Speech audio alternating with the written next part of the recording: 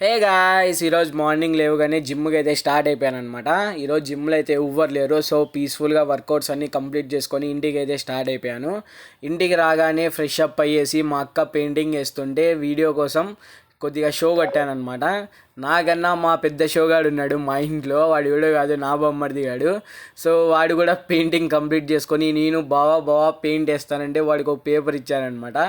So ఆ painting చూసి కాసేపు షాక్ అయ్యాను. యాక్చువల్గా ఈ వీడియో అయితే ఉగాది ముందు రోజుదనమాట. మా ఇంట్లో అయితే మొత్తం వర్క్స్ అన్నీ స్టార్ట్ అయిపోయాయి పండగవి. సో మేమైతే మా ఇంట్లోనే ప్రతిసారి స్వీట్ చేయిస్తామన్నమాట.